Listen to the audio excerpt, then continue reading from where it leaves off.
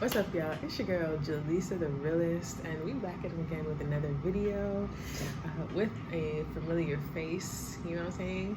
Today, we decided to come to you and share the story of how we met. So, if you're interested to, hear a bit of that story, keep on watching. Okay, so for those of you who don't already know, this is my fiance, okay? By the way, if you don't know, you need to go back and watch the video, our engagement video. But we actually got engaged on November 22nd, 2022, which was our 2-year anniversary of the day that we met. And so, yeah, that means that we met on November 22nd, 2020. I had come to Ghana November 11th, 2020, which means that, of course, I had met him like within the first 2 weeks of me coming here. And I guess maybe I can tell my backstory and then you can tell your backstory. Yeah. Okay, so for me, I had been trying to come to Ghana for a couple years, like since 2017. I had put the Ghana flag on my vision board, and just year after year I was getting opportunities to come, and it just was not working. Like the plan just kept falling through. For some reason, like I was not able to make it to Ghana until March 2020. I had realized that the Ghana flag was upside down on my vision board that whole time. So what I did was I took it off and I printed a new one and put it the right side up. And that was March 2020. And so by November 2020, I made it here. And I mean, that day, I wouldn't exactly say that the day that we met was super significant for me. Like, I just knew that I wanted to go and do a tour that day. And yeah, why don't you tell your side of the story? Yeah, and it's good afternoon here in Ghana, and I don't know where you are, whether Europe, Asia. Good morning to you or evening to you, and I am somewhere, but video like this, I think I prefer I mention my indigenous name, and my indigenous name is Kofi, or which you may say Kofi or Coffee. Yeah, in Ghana, name is really important to us. So mine is Friday born. I'm a Friday born. So if you are born basically on Friday, you are called Coffee. As if you're a male. Yeah. What if you're a female? Ifia, yeah. So Okay. me being a male born in Ghana, Friday born, I'm Coffee. And I'm born on a Sunday. So my name is Essie. Yeah. And if you're a guy on Sunday, what is it? Kwesi. Kwesi. Yeah. Okay. So, and I'm so happy to be here today. And I'm a bit shy of, like, I'm afraid of camera a little bit, but since meeting here, I need to take that thing from me because she's all over social media everywhere there. So I need to make sure I also love camera this time around. Mm-hmm. Yeah, talking of how we met. Hey, take off your glasses. No, I know. Talking of how we met, it's so like in a mysterious way. It was so like a mysterious way. I think in 2020, I was doing my national service.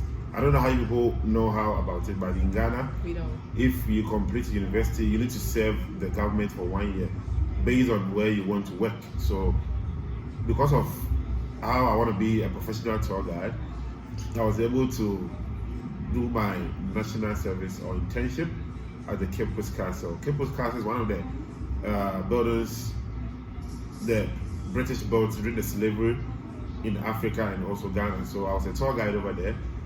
And that very day, Sunday, it was Sunday and it was your day also. Oh, yeah. Yeah, so I woke up in the morning, and that the same year too, we were about to elect a new president in Ghana. So I was part of the team who probably going to supervise, voting and all that. So I was contemplating if I should go to work or I should go to the meeting. But then I went to the meeting. So after the meeting, I was like, can I go to work by this time? Or is it too late for me? What time do you think that was? I think it was close to 3 o'clock in Ghana time. So I was like, God, should I even go to work or I should go home because I'm tired of this meeting. Like, I was just contemplating, like, something was telling me if you go to work, you get money. Because during our work is about tip. When you get tip, meaning, probably you have money. So I was like, should I even go to work or I should go and sleep because I was tired? And because of how I'm so connected to God, Ben knows how I love God so much. So I was like, okay, let me go. Whatever happens, it happens. Yeah. So let me go to work. Hey, stop touching the table. So let me go to work. So when I went to work, this is so interesting, eh? When I went to work, how we work at the castle is that when you come first, is you're the one going to do the first tour in the morning. So I came late because we closed around 4:30. So imagine I came around 3:30 in the afternoon. So basically I was late and I was not hoping I'm even going to get taught to even do. So when I got there, I saw my beautiful wife to be. And wait, no. When you got there, your yeah, no. When I got there, sorry, thank you for reminding me. When I got there, my boss was like, "Hey, Tuga, welcome. We are even about to close, but we have one last tour for you to do. So just put your bag down and you come and take them." My boss was, "I should hurry up because you're about to close." So not knowing Jelisa, my wife to be, and her, I think Noah was what's age? Noah, I think he was 8. Yeah, Jelisa and her, I think it's 8-year-old son, Noah, very handsome baby. He's my bestie now though. Yeah. So, and of course her mom, Yaya, I love her so much. I saw them like, whoa, this is going to be an interesting tour with 2 additional people on the tour. Yeah. So I put my bag down. I was like, hey, I introduced myself. Hey, I am Kofi. I'm the one going to be your tour guide for the next 45 minutes. And yeah. And during that time, I wasn't even looking like Jelisa yet because my mind was on the tour. Let me get the tour done, get my tip, and go home. But can I be honest? When you came around that corner, I was like, ooh, that guy. They have some good-looking guys in Ghana, I guess. Oh, really? Because up to that point, like I wasn't really, seeing guys as I expected. But when you came around that corner, I was like, okay, I guess there are good-looking guys in Ghana. All right, yeah. So we started the tour. I did my introduction. So we got to a place, and that place, it's called a tunnel. For those of you who haven't been to Ghana yet, the castle, we have a tunnel over there. And this tunnel, the captives were passing through a door called the Door of No Return. Yeah, if you come, you see it yourself. Yeah. So I instructed May and her mom and Noah to watch the tunnel and come in because it was really risky for them to go down there. You just have to see with your eyes and come back. So when May went to see the tunnel and when she was, when she just returned, our eyes just collided. Like, whoa, Black Beauty. Jeez. I was like, okay, let me comport myself. After the tour, we'll see what to do. But in my mind, I was like, can I even go home without having his number? Or would I even go home without even talking to her? Like how? Because based on my work, it's unprofessional for even ask a number from like a guest. Yeah. So I was like, gosh, how can I even do it? And can I say that, like, the way that our eyes connected, Pradeep, like as if we had a flashback to all of those years back. What year would you say that the slave trade started through that castle? The castle, the slave itself started in, I think, in the 15th century. Yeah, we have only 3 castles in Ghana built by the Europeans, all because they realized, Africa is rich, gold. So the Portuguese built the first castle, that is in 1482. Like that's called Elmina Castle. If you come to Ghana, I'll take you there. And the second castle built in Ghana was called the Osu Castle by the Danes. We call it the Denmarks. Okay. And the last one where I met Bay is called the Cape Coast Castle or the British Castle. Yeah, so Cape Coast Castle is the youngest castle built in Ghana. So and they built that castle purposely for slave trade. Okay, so definitely 400 years ago. But that day when our eyes connected, it was as if it was 400 years ago, and like we had remembered each other. It kind of felt like, you know, we had passed through that tunnel together before, or like we experienced being in the dungeons or something together before. Like that's how deep it was for me. Did you feel that? I felt that, you know, I've really met a whole lot of tourists. Like I don't feel much connected than when the kind of feeling I had for you guys when I was having the talk, because it was really deep, and I never knew that day was the day I'm gonna fall in love. Like waking up that very morning, I never thought that would be the day God was gonna bless me with such a beautiful woman. So do you feel like you fell in love at first sight? From I don't know how people describe love at first sight. Okay. Love at first sight can be like, okay, I want to know your name just only. Some can also be like, I want to get to know this person deep.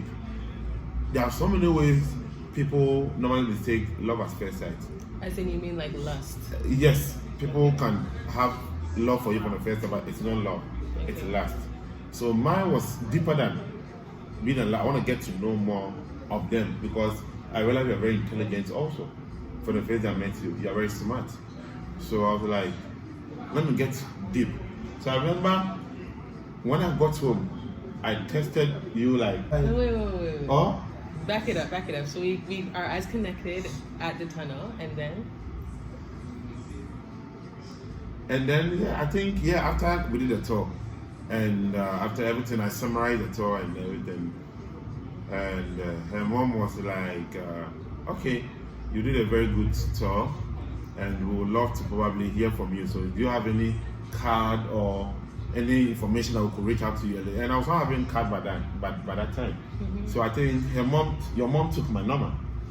I think she took your Facebook. Yeah, no, my Facebook rather. Yeah, my Facebook. And I was like, so okay. No, I was like, I don't really use Facebook. Let me get your Instagram. Yeah. And it was interesting because when you gave me your Instagram, it was tell them to go 1, 2, 3, 4. And that year, like, I don't know what you guys know about like master numbers or like if you have any connection to seeing like repeated numbers, but that year I was seeing 1, 2, 3, 4 every single day. Sometimes I would even see it 2 times a day, 12:34. So when I saw 12:34, I was like matching. I was like, okay, this is interesting. So I had taken your Instagram, and later you messaged me. Like, hi sis. Oh God. And I tell you message, hey sis. Oh gosh. Anyway, so we started texting back and forth or whatever, and then the rest is history. The rest is history. Then I think when I didn't even tell you I love you, but I was like, can I protect you? No. Right? By the time you were saying, can you protect me, you had already told me you love me. I love you. Yeah. And I want to marry you. Like this man told me very early, very, very early, like that he loved me. And what was my response? Like, I'd be like, oh, thank you. Thank you, because you're not sure. I'd be like, yeah, okay, thanks. Like, okay, bye. Like, every phone call, he would just be like, yeah, I love you. And like, I'll be like, for me, I'm like, I'm not just gonna tell somebody I love them if I don't love them. Like, sir, I met you last week. How am I gonna tell you I love you too? You know? So, but I'm glad that it didn't like turn you away. The fact that I was just saying thank you. Yeah, to I just want to chip in this to my men out there. If you love someone, get to know the person. You know, don't be fake. There's nothing like faking love. You know what I mean? If you love the person, just go out. Hey, I love you. I want to be with you.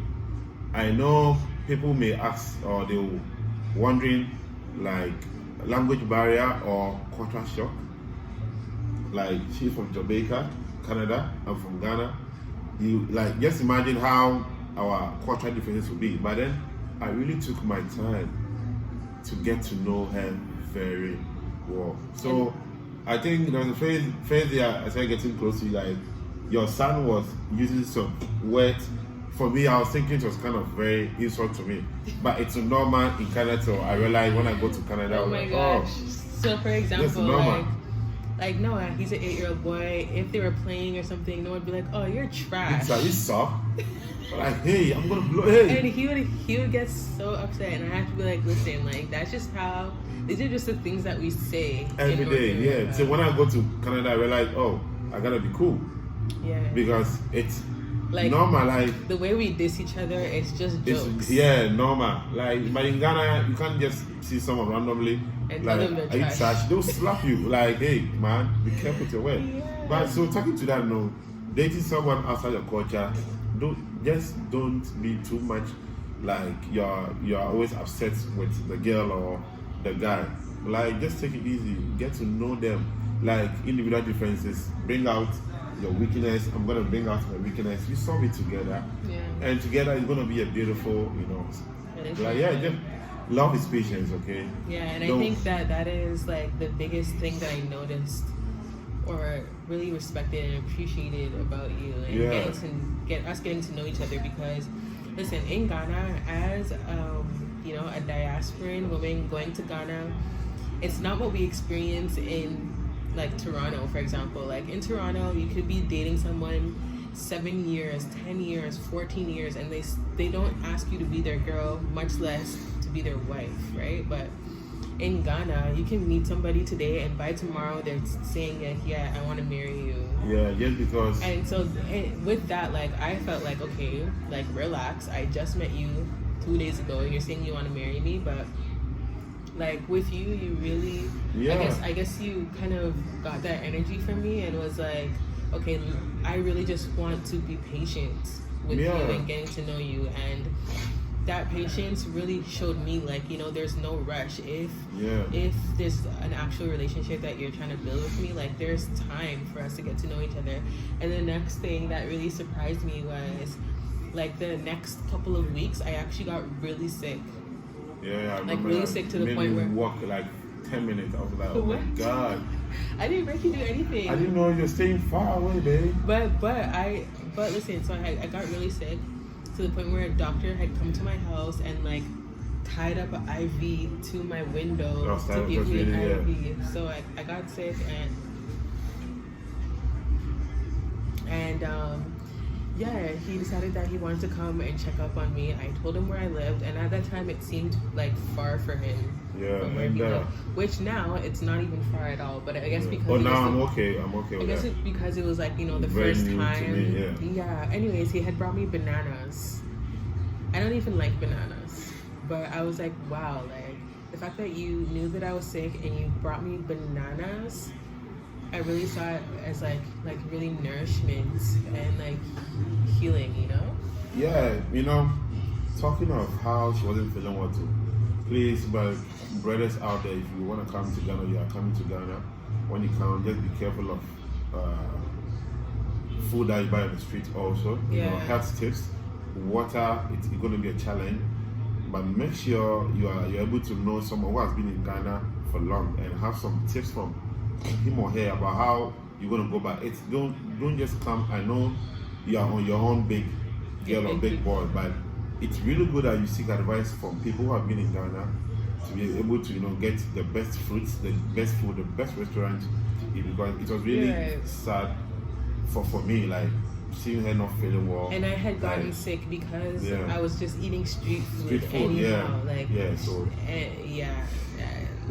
talking about when you come to Ghana, make sure, please, if you are coming to Ghana through her, call her, let her get you some tips, Yeah, and not to say that street food is bad. It's just that the type of street food if you're eating food on the street, get it hot and eat it hot. Yeah. Once like the food isn't hot anymore, like it's higher risk of decontamination or all that whatever. So yeah. Anyways, so that is a story about how we met. We are actually currently viewing our venue for our wedding. So I mean this is looking luxurious. So I can't wait for y'all to see the rest. We're not gonna show you yet. You're gonna have to wait until the wedding. But yeah. Yeah, so my beautiful people, to wrap up, I just want to have this opportunity to let her know how much I'm so grateful to have her in my life, and I love her so much. and I hope we grow together, we build together, and we win together. Yeah. And please, don't forget, I have a travel and tour company. If you want to come to Ghana, let me know. We'll have a beautiful itinerary for you. Come experience Ghana, feel good in Ghana. Ghana is your home. It's always going to be your home. We love you. Wherever you are, stay blessed. Whatever you're doing, I pray for the good Lord be with you. More money. And please don't forget to exercise well. For good lives and everyday thing. And you're saying that as a man with a man with a big belly walked by, and now you're gonna say exercise well? Yeah, he was like, hey man, watch how you talk. Oh my god. Yeah, so we love you and take care. Bye. So this is my face,